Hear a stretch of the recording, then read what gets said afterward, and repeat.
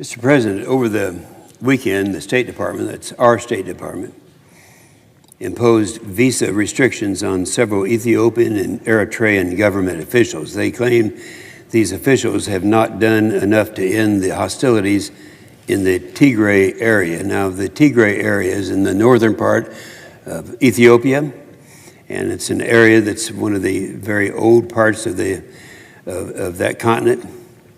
First, we need to be clear. Everyone, especially the Ethiopian government, wants nothing more than a peaceful resolution to the conflict in the Tigray.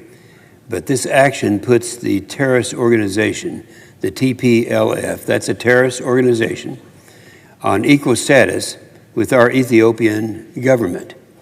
Now, that's unacceptable, and it's wrong. It's outrageous that we'd have them in the same issue, as if they're somehow equals. Let me say something to be 100% clear, to make sure that no one can misunderstand this, and that is that humanitarian atrocities are wrong and have no place in our world. I'm proud that Prime Minister Abiy of Ethiopia has clearly stated that any atrocities are not condoned by the government, and those responsible will be held accountable. That's going to happen. To truly understand this issue and why putting the Ethiopian government on equal footing with the TPLF is so offensive and downright wrong, you need to understand how we got here, and indulge with me in just a little bit of history. Now, I know the changes Ethiopia has seen over the last decade. Since 2005, I have visited Ethiopia 19 different times, engaging and developing relationships with prime ministers, cabinet ministers, legislators, business people, aid workers, and everyone else in between. I say this to show that I know Ethiopia, probably better than anyone else in this chamber. But more than that, I know its history. Ethiopia is the oldest independent country in all of Africa, but one that is newly democratic. And that comes with problems, and we understand that. The current controversy and why we are here today started back in the 1970s with a man named Mengistu. From 1974 to 1991, Mengistu was the leader of the Communist Derg. That's a communist party in Ethiopia. This was the controlling party at the time. It is a communist party. They ran Ethiopia. It was a terrible time for Ethiopia. That was during one of the worst famines that they ever had on that continent, or actually anywhere. It killed over 1 million people, and that might be the most significant famine in the history in terms of deaths. Then in 1991, the communists were booted out. At the time that this took place, one person who was responsible for the getting rid of the Derg communists and the communist threat in Ethiopia was a guy named Meles. He was a member of the Tigrayan political party. Now, we got to know him quite well. He's the one who got communism out of that part of the world. He ended up as prime minister. This is really the election that a lot of people don't like, and they forget about the fact that he was the prime minister who actually got rid of the communists in Ethiopia. So he became a prime minister. He started to build democracy. He died in 2012. I got to know him quite well during his lifetime, and I saw the progress that he made and the advances that they made. He was then replaced by another prime minister whose name was Haile Mariam. And now he became prime minister, and he continued to push for democracy. Haile Mariam worked diligently and improved things.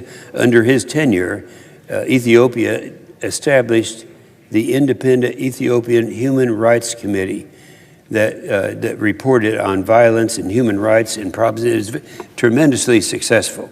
They didn't just establish it, they acted on it. They came out with a with a report and acted on it to hold perpetrators accountable and to make the improvements that were being made at that time. Our relationship wasn't just government to government, it was brother to brother. In February of 2017, Prime Minister Haile Mariam suggested that since the provinces were all fighting at one time, and at that time, there were 9 provinces in Ethiopia. Each province had a governor. We suggested on the phone with the members of the Senate here in Washington and the House prayer group in the House of Representatives that what we ought to do is follow the recommendation of Eisenhower. We're talking about former General Eisenhower. As President Eisenhower was a great president of the United States. And this was right after World War II. He said, and this is a quote, I'm quoting Eisenhower now. He said, the problems of this world are so great that we will never resolve the problems until we learn to sit down and pray together.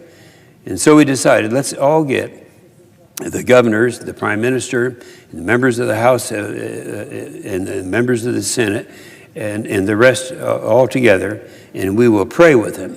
We did this. In fact, we had 5 senators with me at that time, and we went over. The problem was only 2 of the governors showed up out of 9, so it didn't work.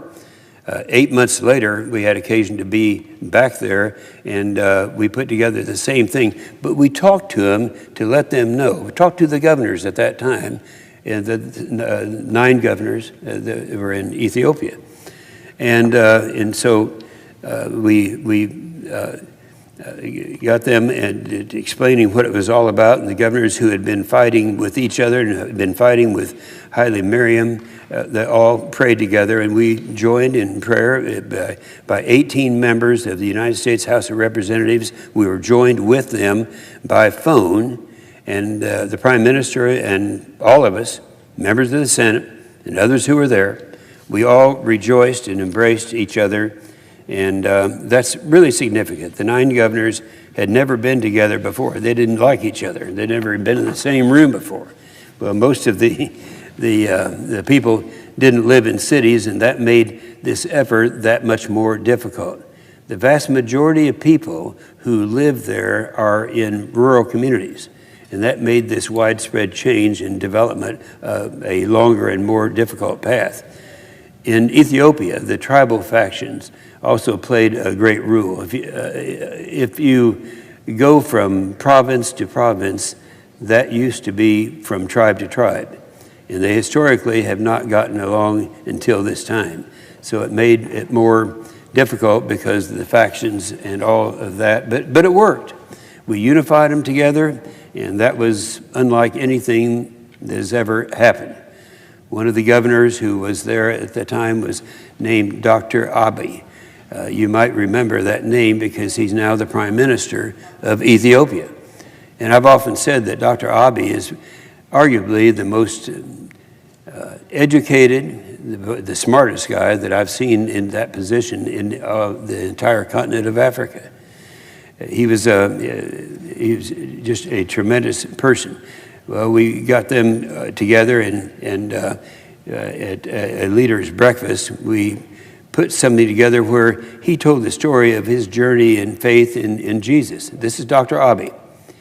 We met a year later where we prayed and talked about how to unify the country in peace, not conflict. It is from these meetings that I know Abiy is committed to democracy and committed to the future of Ethiopia.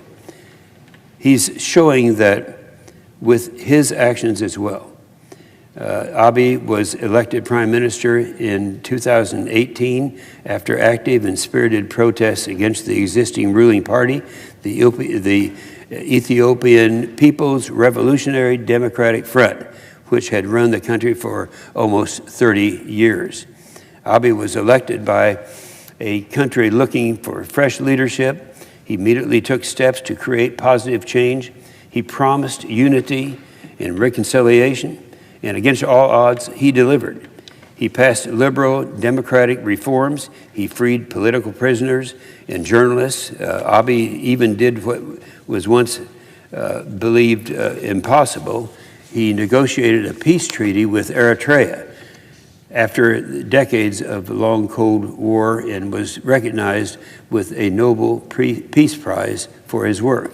Yeah, he was the recipient of a Nobel Peace Prize for all the wonderful work that he had done. That was in Africa. It was a leading operation. So how does all this play into the situation before us today? The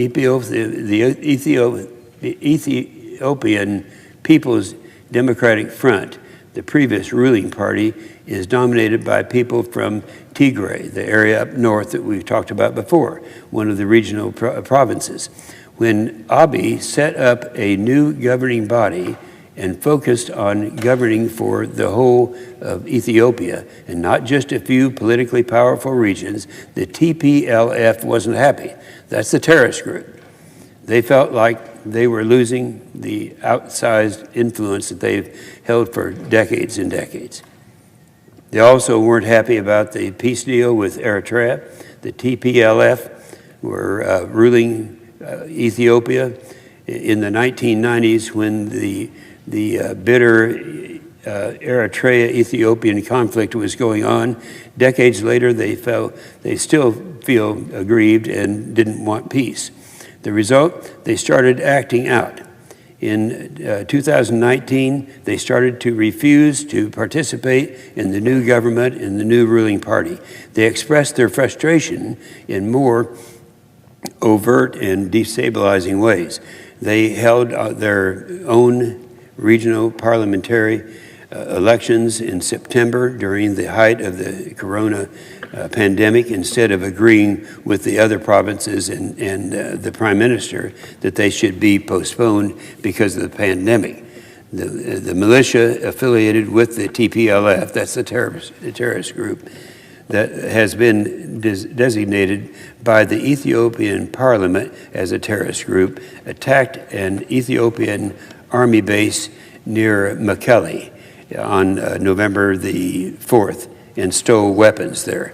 Let me restate this plainly. A regional party, TPLF, attacked a government military base. The government rightfully responded, and the regional terrorist group is well equipped and has been fighting back and continuing the conflict for a long period of time now. And that's what's going on right now.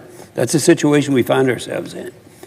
And that is why it is astounding to me that our government continues to treat this situation with both sides being equal when clearly they are not. One side is the democratically elected government, and the other side is a disgruntled faction that is reacting with violence because they are no longer in power. It's a terrorist group. And again, the Ethiopian government has been clear that they do not condone any of the reported atrocities, and they will hold anyone who commits atrocities accountable. We, the United States, need to continue to engage Ethiopia and try to understand how what we're seeing today is a product years in the making. It's not a simple matter of two aggrieved parties. It is Prime Minister Abiy working to protect a unified, peaceful, stable Ethiopia. We should be talking to him about how we can help him restore peace, not slapping punitive sanctions on his government, an action that does nothing but demonstrate that we can't or won't appreciate the history and the regional differences that lead to this situation. And I want to close by speaking to Prime Minister Abiy and our friends in Ethiopia directly. Brother, I'm with you. Those of us who understand the history, that what you are facing and what you are working to support, we are with you, Prime Minister Abiy. With that, I yield the floor.